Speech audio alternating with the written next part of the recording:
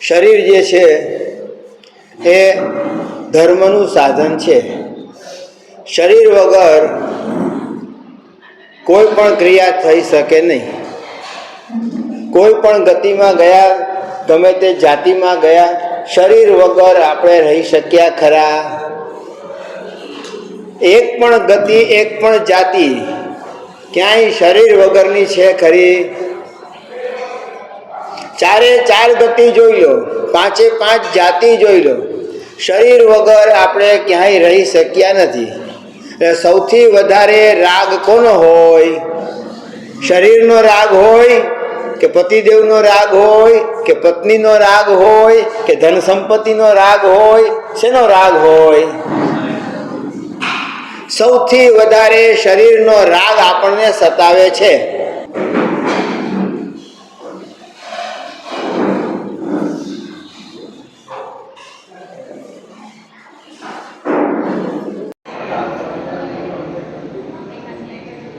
શરીરનો રાગ આપણને સતાવે છે. શરીર વગર આપણે ચાલી શકતા નથી. શરીર વગર આપણે ધર્મ ક્રિયા કરી શકતા નથી. સામાયિક કરવી હોય તો પણ શરીરની જરૂર પડે. પૂજા સેવા કરવી હોય તો શરીરની જરૂર પડે. અને કોઈ પણ જાતની તમારે તપશ્ચર્યા કરવી હોય તો પણ શરીરથી થાય કે શરીર વગર થાય?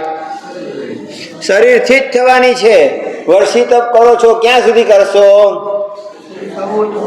શરીર સારું હશે, શરીર તમને સાથ આપશે ત્યાં સુધી તમારું શરીર સારું છે, ત્યાં સુધી તપ તમારું બરોબર વ્યવસ્થિત ચાલશે.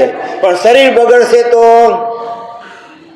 એન્જિન બગડે એટલે ગાડીને રોકાઈ જવું પડે ખરું કે નહીં?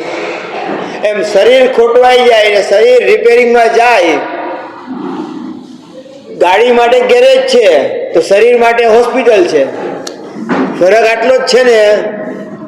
શરીર માટે હોસ્પિટલ જવું જરૂરી થઈ જાય છે, ગાડીને ગેરેજમાં મૂકવું જરૂરી થઈ જાય છે. આવી પરિસ્થિતિ છે તો શરીર પણ આખીર તો જળ વસ્તુ છે. શરીર આખીર જળ વસ્તુ છે. જળ જ છે કે ચેતન છે? શરીર જળ છે કે ચેતન છે? સાચું બોલજો. જ્યાં સુધીની વાત નહીં કરતા, હંમેશાને માટે એક જ સિદ્ધાંત પકડીને રાખવા જેવો છે કે ભાઈ શરીર જળ છે. જળ પૂતગલ પરમાણુઓમાંથી બનાવેલું આ શરીર છે. ઔદારિક વર્ગણાના પૂતગલ પરમાણુઓને ભેગા કરી અને એમાંથી શરીર બનાવ્યું. જેમ આપણે બિલ્ડિંગ બનાવીએ એમાં આપણે બારી બારણા રાખીએ.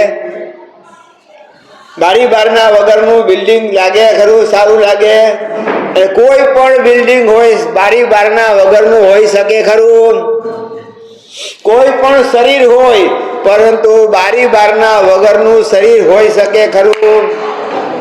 કાન પણ બારી બારણા તરીકે છે, આંખ પણ છે, નાક પણ છે, જીભ પણ છે. બધી જ આપણી આ બધી પાંચે પાંચ ઇન્દ્રિય જે છે એ પાંચે પાંચ ઇન્દ્રિય આપણી કર્મેન્દ્રિય છે કે જ્ઞાનેન્દ્રિય છે?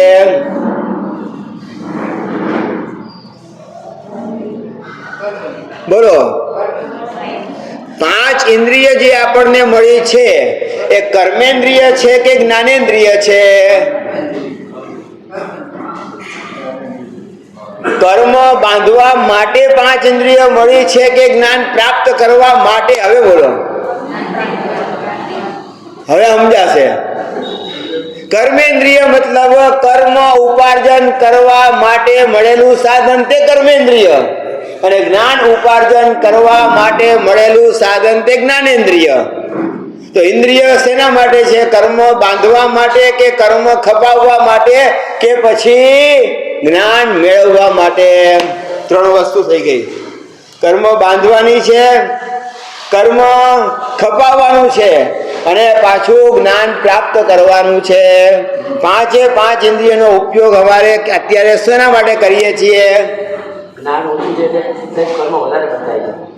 જ્ઞાન ઓછું છે વધારે છે એની વાત ના કરો. જ્ઞાન જે છે ભલે ઓછું હોય કે વધારે હોય એનાથી મતલબ નથી. તમે ઇન્દ્રિયનો ઉપયોગ શેના માટે કરો છો? જ્ઞાન પ્રાપ્તિ માટે કરો છો કે કર્મ બાંધવા માટે કરો છો?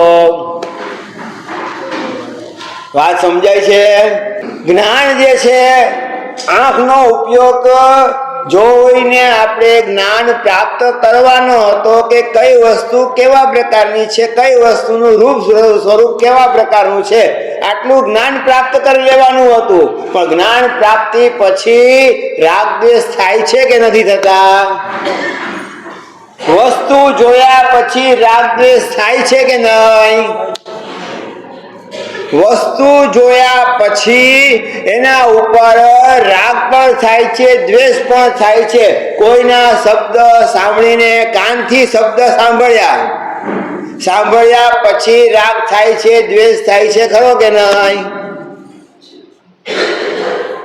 શબ્દ સાંભળવા માટે જ જ્ઞાનેન્દ્રિય હતી, શ્રવણેન્દ્રિય હતી.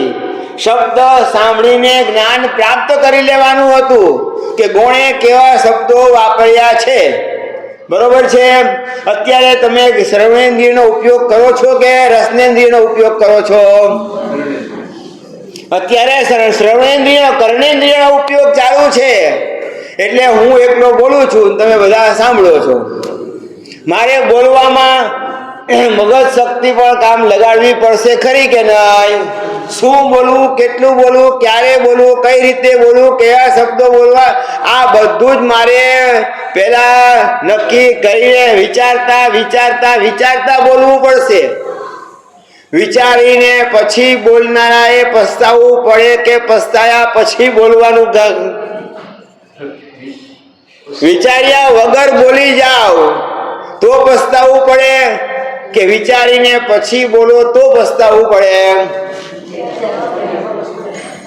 બોલ્યા પછી પસ્તાવો થાય છે? બોલ્યા પછી પસ્તાવો થાય છે કે ન બોલ્યા નો પસ્તાવો થાય છે? હવે બોલો, વાત સમજાણી ને? રસનેન્દ્રિયનો જ ઉપયોગ છે, એક જ રસનેન્દ્રિય છે, એક જ જીભ જ છે, અને એક જીભ હોવા છતાં પણ બે કામ કરે છે. જીભ એક છે અને કામ કેટલા છે? બોલવાનું પણ કામ એનાથી છે, અને ખાવા પીવાની વસ્તુ માટે ટેસ્ટિંગ પણ શેનાથી કરશો? રસનેન્દ્રિય છે. રસ પ્રાપ્ત કરવા માટે રસનેન્દ્રિય છે, અને બોલવા માટે પણ જીભને પકડીને પછી બોલી શકાય ખરું? જીભ ન હોય તો બોલી શકાય ખરું? સ્વાભાવિક છે. જીભ પણ જે રીતે રસ લેવામાં હોશિયાર છે, એમ બોલવામાં પણ હોશિયાર છે.